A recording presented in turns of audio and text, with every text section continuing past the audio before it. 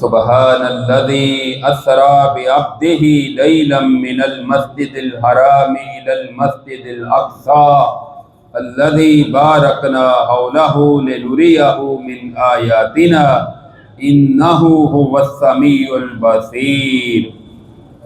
15ویں پارے کے آغاز میں سورہ بنی اسرائیل ہے۔ اللہ تعالیٰ نے اس میں بنی اسرائیل کے کچھ واقعات ذکر کیے ہیں۔ دوسرا اس کا نام ہے سورہ اسراء۔ اسراء کا معنی رات کو چلنا۔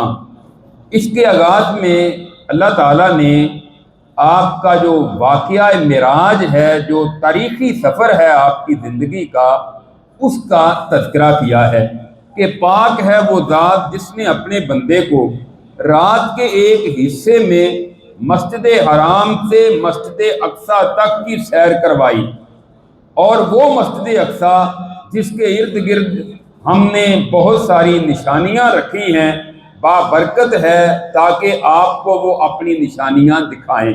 اللہ تعالیٰ بڑا ہی سننے والا اور خوب دیکھنے والا ہے۔ یہ مسجد حرام یعنی مکہ مکرمہ سے مسجد اقصیٰ فلسطین میں جو بیت المقدس ہے، اس کا جو سفر ہے یہ 40 دنوں کا سفر ہے۔ اللہ تعالیٰ نے رات کے ایک حصے میں آپ کو یہ کروا دیا، اور پھر 7 آسمانوں کا سفر کہ جہاں آج تک نہ پہنچ سکا ہے کوئی انسان اور نہ پہنچ سکتا ہے۔ 500 سال کا سفر ہے زمین سے لے کر آسمان تک۔ پہلے آسمان کی موٹائی اتنی ہے جتنی زمین سے لے کر آسمان تک ہے، اسی طرح 7 آسمان ہیں۔ اللہ تعالیٰ نے یہ سب کچھ رات کے ایک حصے میں آپ کو سیر کروائی اور سارے کے سارے مناظر آپ کو دکھا دیے، اور اس موقع پر آپ کو کچھ تحائف بھی عطا کیے۔ اس کا تذکرہ اللہ تعالیٰ نے یہاں کیا ہے، حدیث میں اس کی تفصیلات موجود ہیں۔ اس کے بعد اللہ تعالیٰ فرماتے ہیں موسیٰ علیہ السلام کو ہم نے کتاب دی اور اس کو بنی اسرائیل کے لیے ہدایت بنایا۔ یہ کتابیں جو اللہ تعالیٰ کی طرف سے نازل ہوتی ہیں، یہ ہدایت کا ذریعہ ہوتی ہیں کہ ان کے مطابق تم عمل کرو۔ فرمایا ہاں بنی اسرائیل کی جو نافرمانیوں کا انداز تھا، اس کی بنا پر 2 مرتبہ ان پر بڑا سختی والا معاملہ آیا۔ ایک مرتبہ بخت نصر جو ہے اس نے ان یہودیوں کو اڑایا، قتل کیا، اور دوسری مرتبہ پھر ان کا جرم تھا اللہ کے نبیوں کو انہوں نے شہید کیا۔ اس کے بدلے میں اللہ تعالیٰ نے ان پر قوم مسلط کی جنہوں نے ان کے پرخچے اڑا دیے اور ان کو ذلیل و رسوا کر دیا۔ تو یہ اللہ تعالیٰ نے فرمایا کہ آئندہ اگر تم باز آ جاؤ گے نا تو تمہارے لیے بہتر ہوگا، اگر باز نہ آئے تو پھر تمہیں اسی طرح سزا ملتی رہے گی۔ اللہ تعالیٰ فرماتے ہیں کہ بے شک یہ جو قرآن ہے نا، یہ رہنمائی کرتا ہے اس راستے کی طرف جو بڑا سیدھا راستہ ہے، اور مومنوں کو خوشخبری دیتا ہے جو نیک اعمال کرتے ہیں، ان کے لیے اجر بھی اللہ تعالیٰ نے بڑا اچھا رکھا ہے۔ اور پھر اللہ رب العزت نے اس کے اندر ارشاد فرمایا کہ تیرے رب نے اس بات کا حکم دیا ہے کہ اللہ کے علاوہ اور کسی کی عبادت نہ کی جائے۔ اپنے والدین کے ساتھ اچھا سلوک کرو، اور وہ والدین دونوں یا ان میں سے کوئی ایک تمہاری زندگی میں بڑھاپے کو وہ پہنچ جائیں تو تم ان کو اف تک بھی نہ کہو، ان کی قدر کرو، ان کی خدمت کرو، ان کے ساتھ احسان کرو، ان کے ساتھ بھلائی والا سلوک کرو۔ ایک والدین، ایک باپ اور ایک ماں جو 5-7 بچوں کی پرورش کرتی ہے اور ان کو گرم ہوا نہیں لگنے دیتی، خود آزمائشیں، تکلیفیں، بھوک پیاس برداشت کر لیتے ہیں، جب وہی والدین بوڑھے ہو جاتے ہیں 5-7 بچے مل کر ایک والدین کو سنبھال نہیں سکتے۔ یہ کتنی بدقسمتی اور بدبختی کی بات ہوتی ہے، حتیٰ کہ کئی اپنے والدین کو گھر سے نکال دیتے ہیں کہ ہمارے گھر میں تمہارے لیے جگہ نہیں ہے۔ اس سے بڑی نحوست اور کیا ہو سکتی ہے، اس سے بڑی اور نالائکی کیا ہو سکتی ہے۔ تو اللہ تعالیٰ فرماتے ہیں والدین کے ساتھ اچھا سلوک کرو، ہاں قریبی رشتہ داروں کو ان کا حق دو، مسکینوں کو، مسافروں کو۔ اپنے مال کو ضائع نہ کرو، فضول خرچی نہ کرو عیاشیاں کرتے ہوئے، بے شک فضول خرچی کرنے والے شیطان کے بھائی ہیں۔ ہاں مال خرچ کرنے میں نہ تو اپنے ہاتھ کو اپنے گردن کے ساتھ باندھ لو یعنی کنجوس آخری درجے کا، اور نہ اس کو اتنا زیادہ خرچ کرو کہ تمہیں مال کی قدر ہی نہ رہے۔ اعتدال والا میانہ روی والا راستہ اختیار کرو یہ تمہارے رب کی مرضی ہے، جس کو چاہتا ہے رزق زیادہ دے کے آزماتا ہے، جس کو چاہتا ہے اس کو کم دے کر آزماتا ہے۔ ہاں رزق کے ڈر سے اپنی اولاد کو قتل نہ کرو کہ کیا بنے گا، زندہ رہیں گے، کھائیں گے کہاں سے، پیئیں گے کہاں سے، بچے زیادہ ہوں گے، ان کا روزگار کیسے چلے گا، تمہارا روزگار کہاں سے آیا، تم ساتھ لے کر آئے ہو۔ رزق کے ڈر سے اپنی اولاد کو قتل نہ کرو۔ اللہ تعالیٰ فرماتے ہیں ہم ان کو بھی رزق دیتے ہیں، تمہیں بھی رزق دیتے ہیں، ان کا قتل بہت بڑا گناہ ہے۔ ہاں بدکاری کے قریب نہ جاؤ، یہ بہت بڑی بے حیائی اور برائی کا راستہ ہے۔ اور کسی بھی جان کو نہ حق قتل نہ کرو، کہ کسی کو قتل کر دینا یہ کوئی چھوٹی بات نہیں ہے، یہ بہت بڑا جرم ہے۔ اور یتیم کے مال کے قریب بھی نہ جاؤ۔ ہاں ایسا راستہ جو اچھا ہے، یہاں تک کہ وہ سمجھدار ہو جائے تو اس کے حوالے کر دو۔ وعدے کو پورا کرو، بے شک وعدوں کے متعلق قیامت کے دن سوال کیا جائے گا۔ ناپ تول میں کمی نہ کرو، ترازو کو سیدھا رکھو، ڈنڈی نہ مارو، اور اس چیز کے پیچھے نہ جاؤ کہ جس کا تمہارے پاس علم ہی نہیں ہے۔ فضول باتیں کرتے رہنا، اپنے پاس سے بناتے رہنا، اپنے پاس سے فتوے دیتے رہنا۔ بے شک کان، آنکھیں اور دل، ان سب کے متعلق سوال کیا جائے گا۔ ہاں زمین پر اکڑ کر نہ چلو، اکڑ کر چلو گے تو کیا کرو گے، زمین پھاڑ لو گے، پہاڑوں کی بلندیوں کو پہنچ جاؤ گے، تم کچھ بھی نہیں کر سکتے۔ پھر یہ انداز تمہارا نہیں ہونا چاہیے۔ یہ ساری کی ساری برائیاں تمہارے رب کے نزدیک بڑی ہی بری چیزیں ہیں۔ اس کے بعد اللہ رب العزت فرماتے ہیں کہ زمین و آسمان میں جو کچھ بھی ہے نا، وہ ساری کی ساری مخلوقات اللہ کی تسبیح بیان کرتی ہیں، اور تم ان کی تسبیح کو سمجھ نہیں سکتے۔ وہ درخت ہیں، وہ پانی ہے، پہاڑ ہیں، سمندر ہیں، دریا ہیں، جتنی بھی اللہ کی مخلوقات ہیں، مچھلیاں ہیں اور بے شمار مخلوقات، ساری کی ساری جو ہیں وہ اللہ کی تسبیح بیان کرتی ہیں۔ اور پھر اللہ رب العزت فرماتے ہیں یہ لوگ کہتے ہیں جب ہم مر جائیں گے، ہماری ہڈیاں ہو جائیں گی، کیا دوبارہ زندہ کیے جائیں گے؟ اللہ کہتے ہیں ان سے کہہ دیجئے تم پتھر بن جاؤ یا لوہا بن جاؤ، یا اس سے بھی بڑی جو تمہاری دلوں میں بات ہے نا وہ بن جاؤ، وہ اللہ تم سب کو اکٹھا کر لے گا، لے آئے گا۔ جس طرح اس نے تمہیں پہلی دفعہ پیدا کیا ہے، دوبارہ پیدا کرنا اس کے لیے کیا کوئی مشکل ہے؟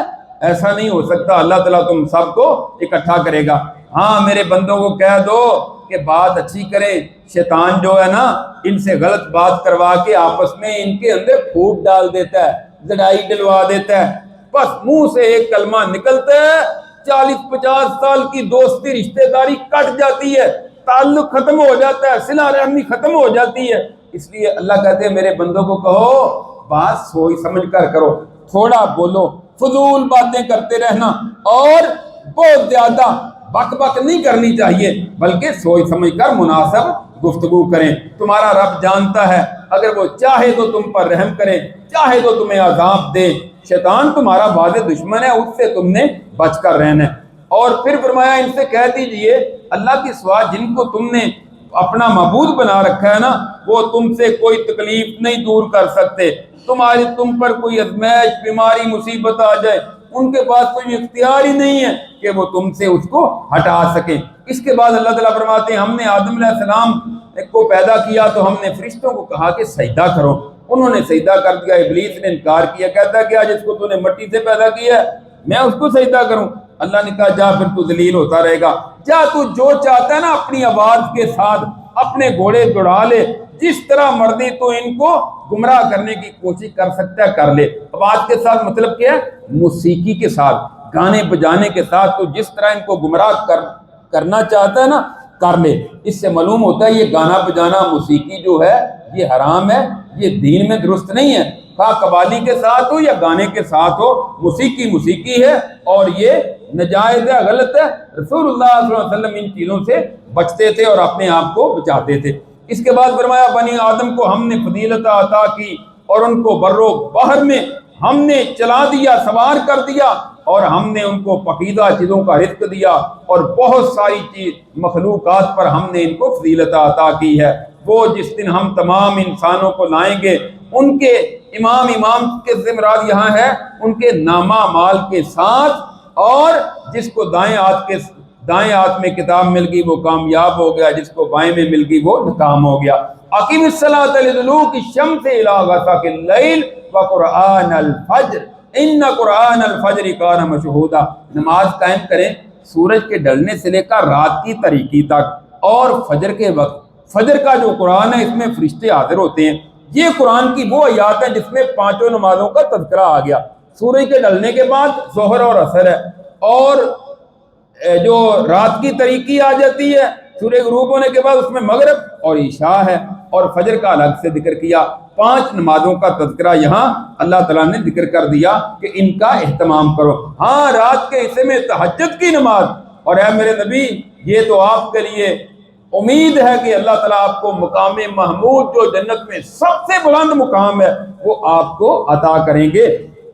کہہ دیجئے حق آ گیا ہے، باطل چلا گیا ہے، باطل مٹنے کے لیے۔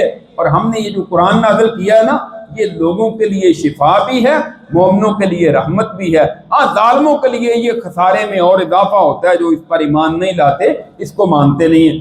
آپ سے پوچھتے ہیں کہ روح کے بارے میں بتائیں، روح کیا ہے؟ فرمایا قل الروح من امر ربی وما اوتیتم من العلم الا قلیلا، ان سے کہہ دیجئے روح میرے رب کا امر ہے، روح کے بغیر کوئی زندہ نہیں رہ سکتا، یہ نظر آنے والی چیز نہیں ہے، یہ میرے رب کا امر ہے، اس کے حکم سے آتی ہے، اور اس کا علم تمہیں کوئی زیادہ نہیں دیا گیا۔ کہہ دیجئے اے جنوں انسانوں سارے کے سارے آؤ مل کر اس قرآن جیسی کتاب لاؤ، تم نہیں لا سکتے، سارے مل بھی جاؤ۔ ہاں آپ سے یہ کئی طرح کے مطالبے کرتے تھے مشرکین مکہ، کبھی کہتے ہیں ہم آپ پر ایمان نہیں لائیں گے یہاں تک کہ زمین کے اندر آپ کے لیے باغات ہوں، کھجوروں کے اور انگوروں کے باغات ہوں، ان کے اندر نہریں بہتی ہوں، یا آپ آسمان کے ٹکڑے نیچے گرائیں، آسمان کے ٹکڑے نیچے گریں گے تو تم بچ جاؤ گے، کہتے ہیں ہم پھر ایمان لائیں گے، اور نلائکوں پھر تو ہلاک ہو جاؤ گے، پھر کس پر ایمان لاؤ گے؟ کیسے فضول مطالبات؟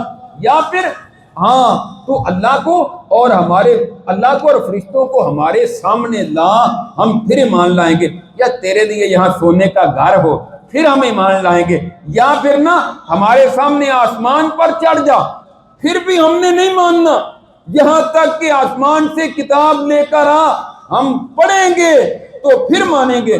کہہ دیجئے اور میرا رب پاک ہے، وہ سب کچھ کر سکتا ہے، میں تو صرف ایک بشر اور رسول ہوں، یہ چیزیں میرے اختیار میں نہیں۔ نشانیوں کی بات ہے، اللہ نے پہلے بہت ساری دکھا دی ہیں، تم اس وقت ایمان نہیں لائے تو اب یہ نشانیاں آ بھی جائیں تم پھر بھی ایمان نہیں لاؤ گے، تمہاری بدقسمتی اور تمہاری نالائکی ہے۔ اس صورت کے آخر میں اللہ تعالیٰ نے فرمایا قل ادعوا اللہ عبید الرحمن، کہہ دیجیے اللہ کو پکارو یا رحمان کو پکارو۔ مشرکین مکہ کہتے تھے، محمد صلی اللہ علیہ وسلم کہتے ہیں ایک اللہ کی بات کرو، خود یہ دو معبودوں کو پکارتے ہیں، کبھی اللہ کو پکارتے ہیں کبھی رحمان کو پکارتے ہیں۔ اللہ تعالیٰ نے اس کا جواب دیا، ان کو کہہ دو او اللہ کو پکارو یا رحمان کو، وہ تو ایک اللہ کے نام ہے، یا اللہ کہو یا رحمان کہو، یہ دو معبود نہیں ہیں، یہ تو ایک ہی ہے اللہ، اور وہی رب رحمان ہے، اسی اللہ کے نام کے ساتھ اللہ کے جتنے بھی اچھے نام ہیں ان کے ساتھ اللہ کو پکارو۔ اس کے بعد سورۃ الکہف ہے، یہ مکی سورت ہے، یعنی ہجرت سے پہلے جو نازل ہونے والی ہے۔ کہف کا معنی ہے غار، اس میں اللہ تعالیٰ نے اصحاب کہف کا واقعہ ذکر کیا ہے۔ اصحاب کہف کون تھے؟ اللہ تعالیٰ نے قرآن میں ان کی مختلف تعداد ذکر کی، اور آخر میں جو صحیح معلوم ہوتا ہے نا وہ یہ ہے کہ یہ 7 افراد تھے، ان کے باپ جو تھے وہ بڑے بڑے عہدوں پر فائز تھے اور حکمران تھے۔ اللہ تعالیٰ نے ان کو ہدایت عطا کر دی، انہوں نے اپنے معاشرے میں دیکھا، بعض کہتے ہیں یہ عیسیٰ علیہ السلام کے بعد کا، اور بعض کہتے ہیں عیسیٰ علیہ السلام سے پہلے کے دور کی بات ہے۔ اصحاب کہف جو ہیں تو یہ 7 نوجوان، انہوں نے دیکھا کہ لوگ اللہ کو چھوڑ کر دوسروں کی بات پر لگے ہوئے ہیں، بتوں کی پوجا کرتے ہیں، انہوں نے ایک رب کی توحید پر عمل کرنا شروع کر دیا، اس کی دعوت۔ بادشاہ نے بلایا ان کو، تم یہ کیا کر رہے ہو؟ انہوں نے سرے عام اللہ کی توحید کا اعلان کر دیا۔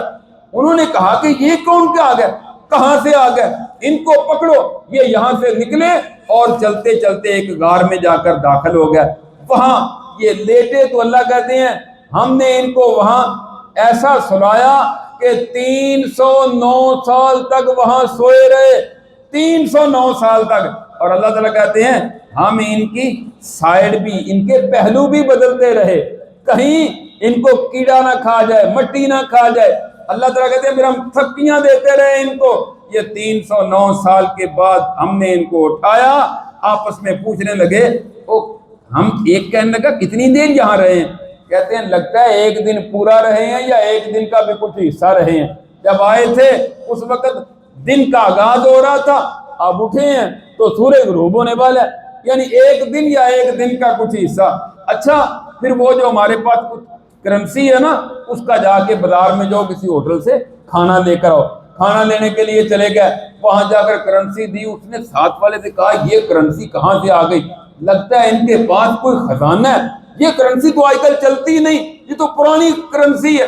اس طرح اللہ تعالیٰ نے ان کا واقعہ ذکر کیا ہے تفصیل کے ساتھ اصحاب کہف کا، اور بھی اس کی تفصیلات ہیں جن کا یہاں وقت نہیں ہے۔ تو اللہ تعالیٰ نے اختصار کے ساتھ جو میں نے اس کا خلاصہ بیان کیا ہے کہ یہ واقعہ اصحاب کہف کا یہاں ذکر کیا ہے۔ اس کے بعد اللہ رب العزت فرماتے ہیں کہ جب بھی آپ کے پاس آ کر کوئی بات پوچھے نا تو آپ ان کو یہ نہ کہیں کہ میں کل کروں گا یا کل بتاؤں گا۔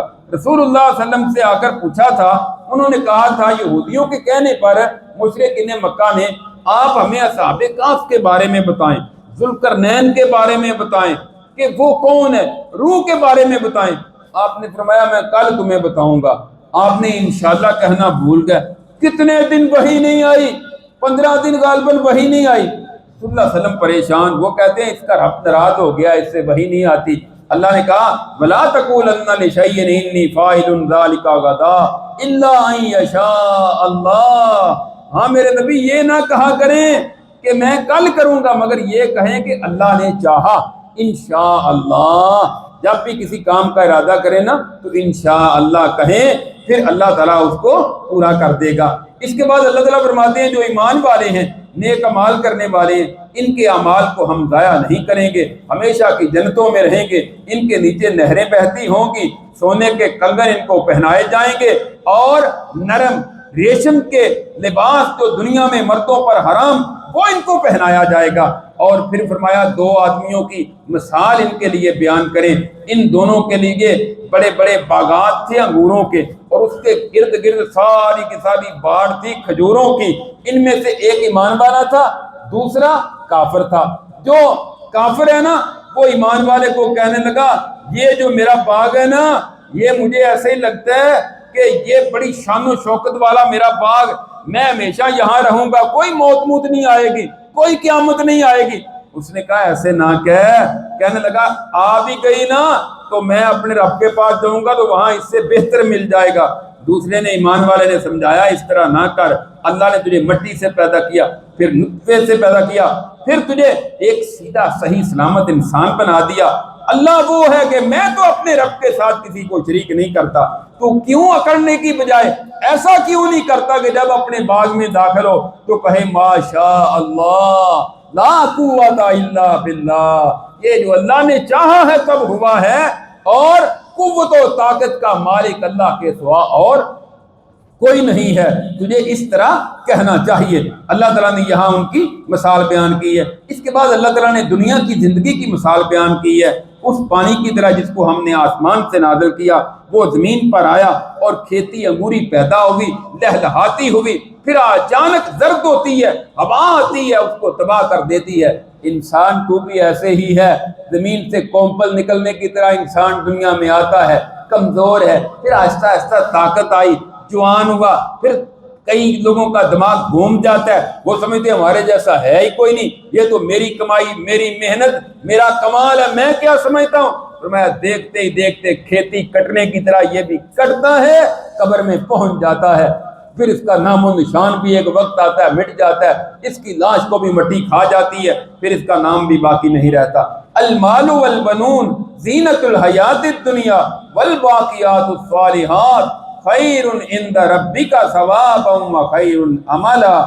مال اور بیٹے یہ دنیا کی زندگی جو ہے اس کی زینت ہے، ہاں باقی رہنے والی جو نیکیاں ہیں نا وہ تیرے رب کے ہاں ان کا اجر و ثواب بہت زیادہ ہے۔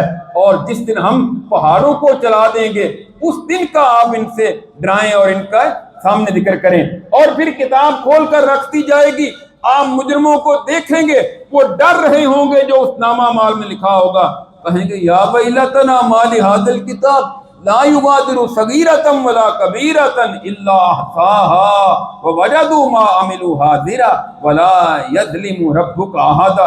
کہیں گے ہائے افسوس، وہ اس کتاب نے کچھ بھی نہیں چھوڑا، نہ کوئی چھوٹی بات نہ کوئی بڑی بات، ہر ایک اس نے نوٹ کر لی ہے.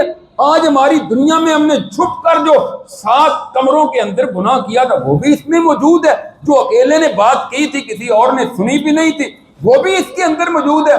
دنیا کا کوئی کیمرہ اس طرح ریکارڈ نہیں کر سکتا جس طرح انسان کے نامہ اعمال ریکارڈ ہو رہے ہیں اور وہ محفوظ ہو رہے ہیں اور اس کے سامنے سارے کے سارے پیش کر دیے جائیں گے.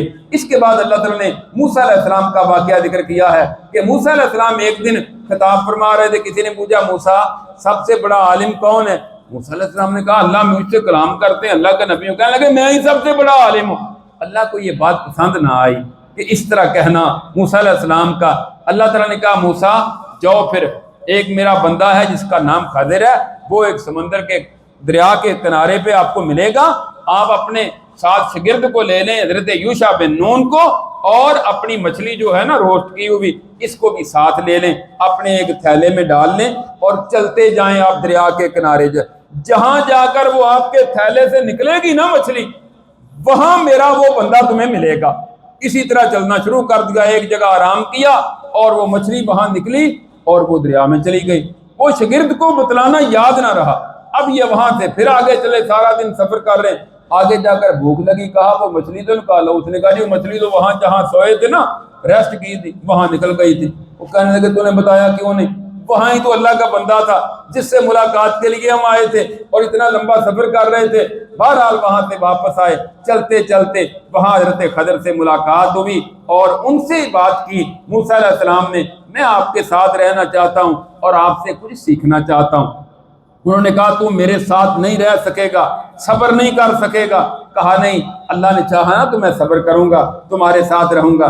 دونوں چل پڑے، سمندر میں سوار ہوئے کشتی کے اندر، اور آگے گیا تو کشتی کو ایک کشتی جس کے اندر سوار تھے جہاں جا کے اترے کشتی کا ایک تختہ توڑ دیا.